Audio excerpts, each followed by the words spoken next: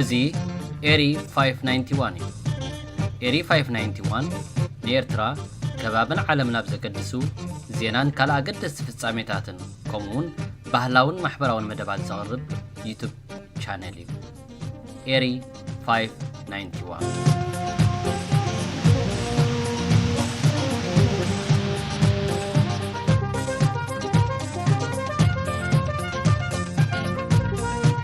ሰላም ክቡራት ተዓዘብትና ንሎሚ ኢትዮጵያውያን ብዛዕባ ስርዓት ብልጽግና ናብ ኤርትራ ዘቕርቦ ዘሎ ተህዲድን ክስታትን እንታይ ይብሉ ብዝብል ኣርእስቲ ዘዳለናየ መደብ ሒዝናልኩም ቀሪብናልና ምክትታልኩም ብኽብሪ ንዕድም። There is a contradiction between instability and the potential of the Horn of Africa, and it cannot be. It cannot be that the peoples and the countries of the Horn of Africa are bereft of stability just because Eritrea has been the spoiler in the region. I think Eritrea has its own perception of history. How we got from where we were to where we are, but the foreign minister conveniently chooses the part of history that he likes. Number one, that is, he begins in 1952 when Ethiopia was federated with Eritrea was federated with Ethiopia by an act of the United Nations, in which the decision was made not just by Ethiopia and Eritrea, but by the United Nations. So the decision of federation was not solely Eritrea's or solely Ethiopia's. But there was a history before that. There is a history that created Eritrea. There is a history of colonialism. There is a history of war before 1952. There is a history of colonial occupation. All of this, if complexity is what the foreign minister invoked, then he has to see the complexity of history itself, that weaving the various strands of historical perceptions and interpretations is important. But his choice of history is that nothing. He talked about nothing before 1952, and then he talked nothing after 2018. He said that the history is from 1942 to 2025, but he stopped in 2018. So that is about the choice of the history that he wanted to emphasize. As far as the interpretation of that history is concerned, Ethiopia has always been right. Ethiopia has always been on the right side of history. Ethiopia is the do-gooder. Ethiopia is beyond reproach. It's an impeccable history that Ethiopia had, even under the feudal imperial state, even under the Derg. That the Eritreans on the other side, he talks only about the state of Eritrea since 1993, but he doesn't really talk about the Eritreans, how they perceive their presence in Ethiopia. He doesn't talk about that. So he omits history, the prehistory before the federation and the after history, after the Prosperity Party came to power, or the current prime minister came to power. So it's a choice. It's a choice to emphasize one's righteousness, but simply ignoring that the other side also has a cause. What prevented the rich history of the Horn, the richness, the resource richness of the Horn, to be translated into peaceful coexistence? So there is a lot of history that we cannot go into, but there is a denial of history, and there is also a flawed interpretation of history. But if the relationships must be on an equal footing, it should start by recognizing the other side also has its own perception and interpretation of history. But that was completely bereft of the presentation that the foreign minister made. The foreign minister speaks about only 73 years of history, from the mid-20th century to today. Omitting the history before 1952 is simply to deny that Ethiopia was responsible for the creation of Eritrea as a colonial project of the Italians. Because if you look at the history before that, that is that checkered history, as someone who studied history, there's always been a debate about why Emperor Menelik, in the aftermath of 1896, when the Italian forces were in tatters, that he could have driven all of them into the Red Sea. There has always been that debate. But right now, the Prosperity Party wants only to talk about Alula, General Alula, Emperor Johannes's general, who defeated the Italians at Dogali, and he said the border of Ethiopia is the sea. That is what they emphasize. Forget about the emperor, but take whatever supports your case about the quest for Ethiopia's access to the sea. It is a deliberate selection of history to blame everything that went wrong on Eritreans, on Italians, and today on Egypt. That the problem is not the Ethiopian state. When I say the Ethiopian state, I mean the imperial, the Derg, the federation, and now the administration of the Prosperity Party. This is the Ethiopian state. Whatever the other states did is whatever accomplished by the Ethiopian state. But in this case, they sanitize it. They sanitize Ethiopian history, wash their hands of any responsibility, because in his historical analysis, he does not talk about what created Eritrea, but the roots of the difference between Ethiopia and Eritrea today doesn't start in 1952 with the federation. That was completely excised. And then all of the relationships that they had, maybe in the 1980s, the Derg and all that, the fact that Eritrea became independent because the EPLF and other associated forces defeated the Ethiopian state, they don't want to talk about that. They really deny that Ethiopia was defeated. Even the dissolution of the federation, the way the Foreign Minister presented is that Ethiopia and Eritrea, and I like the way he speaks about it, that they experienced federation, complete unification, and then cessation. That's how he presented it. Well, they experienced a federation for 10 years, and then it was a complete unification. Well, that's not how the Eritreans see, because the difference started with the dissolution of the federation by the Ethiopian Empire. And when I say the Ethiopian Empire, that was the name of the Ethiopian state at the time. It was the Empire of Ethiopia, legal name of it. So that is where the problem starts. The problem starts with that dissolution of the federation. The EPLF and other liberation organizations actually started because the federation was dissolved by the Ethiopian crown without the consent of most of the Eritreans. So that is a long history. I will not go into it. But the characterization that it was unification itself smacks something of an expansionist strand that in the Ethiopian state. And thirdly, to characterize this as a secession, when there was a military victory by the EPLF, the Derg government fell, and the Eritrean people, 99.8% actually voted for independence, and the United Nations observed it, and Eritrea became a member of the United States. That to characterize that as secession looks like we're going back to the Derg period.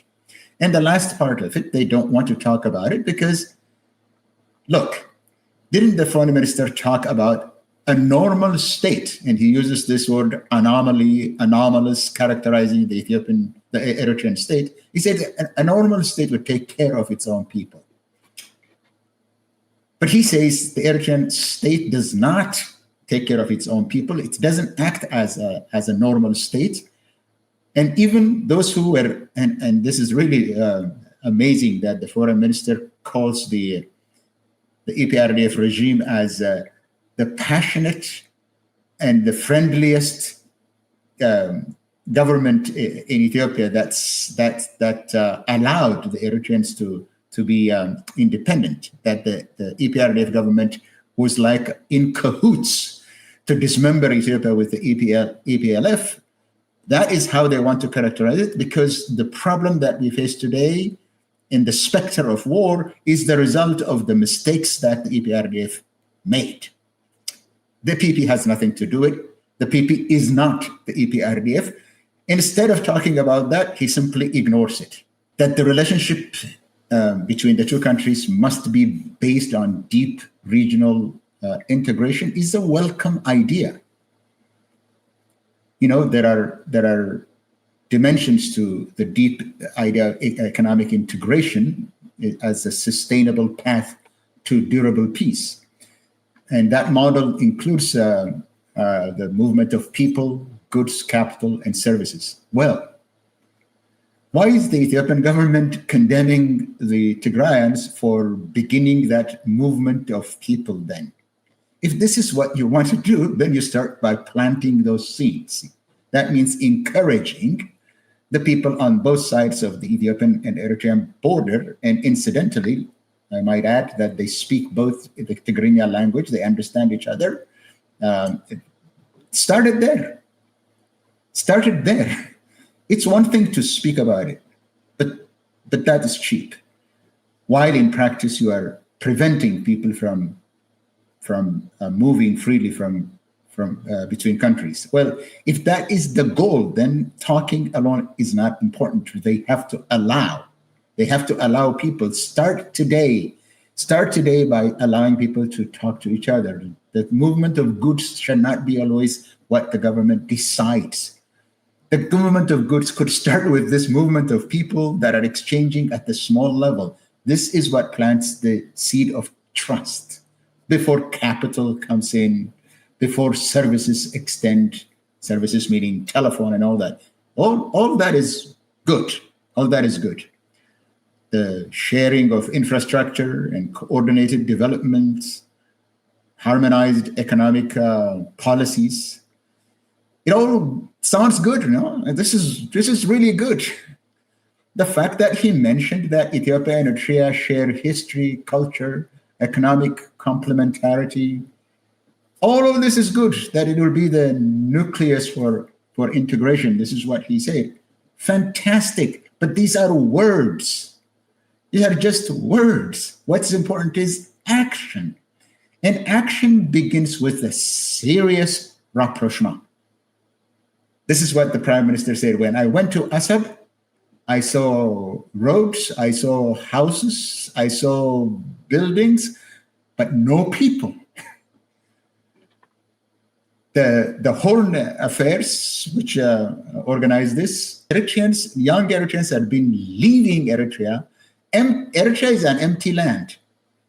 No, you can't start integration by saying Eritrea is an empty space. The Prime Minister didn't see that. The Foreign Minister is echoing, saying this is empty of population. It's simply a land claimed by nobody, so we can walk into it. It's tough. It's very tough to accept this as a foundation. I'm glad that he said this, by the way. I'm glad that he said, let's integrate. But actions speak louder than words. As far as I'm concerned, all the diplomats are operating in a foreign policy doctrine barren, in the desert of foreign policy. It's adhocracy that rules Ethiopia's foreign policy. Ethiopia concludes a MOU with Somaliland, and then abandons it, and then begins. We want sovereign port for Ethiopia in Assab. Keep in mind, they're not saying we're looking for access to the sea wherever we could find it. That's not the policy position of Ethiopia. What they're saying is, we want only Assab because it was ours. And then they mangle history.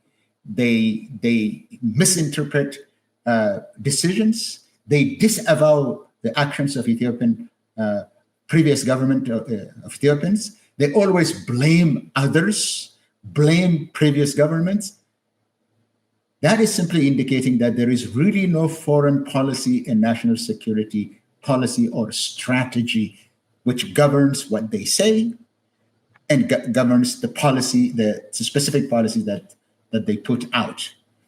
There is that lack. There is no institutional autonomy for the Ministry of Foreign Affairs to operate within a framework. This is the thing, that Ethiopia does not have a foreign policy and national security strategy. And he will say one thing one day, he will do something else. And I'm sure I can say this with confidence, that the foreign minister does not know what he's talking about, because for the foreign minister of Ethiopia is the prime minister himself. He writes it and distributes it to everyone. And they don't even make, try to make sure that this is not controlled from Addis. Look at the embassies everywhere. Look at the ambassadors, how they're talking.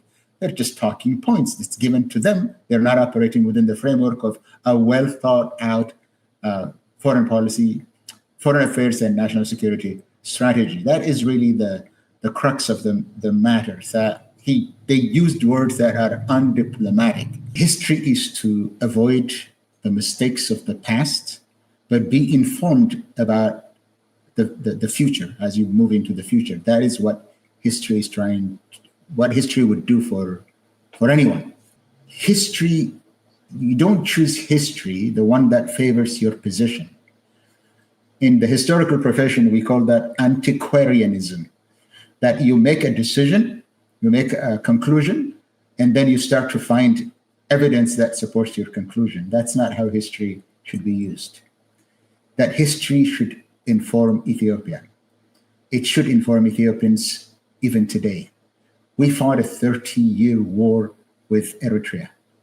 It was a brutal war. We have to avoid that. We have to do anything and everything to avoid that. Let history inform you. People of Prosperity Party, let that history inform you. The hubris of saying we're 2 million to 2 million doesn't help. That doesn't help. Even the 2 million, it's not numbers that matter, it's the determination, whether Ethiopia is able to administer Eritrea. Hubris doesn't help. It's important to learn from history and accept responsibility. In 1962, it is the imperial government that actually dissolved the federation, and that's where the war started. History should inform you. Don't malign it, don't mangle it. Understand the phenomenology of history to learn from it. Not to repeat the mistakes of the past, but you are on a trajectory. The PP is really on a trajectory to try to undo what was done during the EPRDF period by force. It's not going to work. It would be bloody. It would be bloody on both sides, and it would not solve the problem. The way to go about it is to be guided by history, not to repeat of the mistake of the past, but to own up to your own responsibility, to allow for introspection, to also understand the other side, and then build on what the foreign minister said. Deep integration. Yes, Ethiopia and Eritrea share history, religious traditions. I used both, Islam and Christianity. They do. History, civilizational history, deep history. They share that. We need to build on that. And that cannot be done by conducting war. That cannot be done by annihilating your own people. In this case, I was talking about Tigray, and then repeating it, because you can't skip over Tigray. You can't jump over Tigray and go to Eritrea and grab the port. There is Tigray in the middle. Care for your own people, as you just said that a normal government must care. Well, they say a lot of things about Eritrea, to be honest. But if you reflect it back, it's also what they've been doing. Do they care about the Ethiopian people? If they do, why do we have the deadliest war, the deadliest in our history right now under the PP? So you raised this issue of history. Build on what exists. Do it peacefully, through dialogue, through understanding. Think about post Isaias Eritrea. Think about post Abiy Eritrea. It's not about today. It's about 1,000 years from now. What you do today determines the trajectory of his history in the future. But to be able to avoid the pitfalls of the failures of the past, learn from it. You don't have to be a prisoner of history or even the prisoner of geography. I think what he said, the optimism that he showed toward the end by building on the commonality that exists is a hopeful sign, but it cannot be done through conflicts. That will set back the relationship between the two countries 1,000 years back. ዝኸበርኩም ተኸታተልቲ ኤሪ 591 ንሎም ዘዳለናይ መደብ ነዚ መስል ነይሩ እዚ መደብ ናብ ብዙሓት ንኽባጻሕ ላይክ ሳብስክራይብ ሼር ክትገብሩን ኣብ መደባትና ዘለኩም ርእይቶ ኣብ ኮመንት ክትገድፉን እናዘኻኸርና ኣብ ዝቕፅል መደብ ክሳብ ንራኸብ ሰሰናዩ እዚ ኤሪ 591 እዩ ኤሪ 591 ንኤርትራ ከባብን ዓለም ናብ ዘገድሱ ዜናን ካልእ ኣገደስቲ ፍጻሜታትን ከምኡውን ባህላውን ማሕበራውን መደባት ዘቕርብ ዩቱብ ቻነል እዩ ኤሪ 591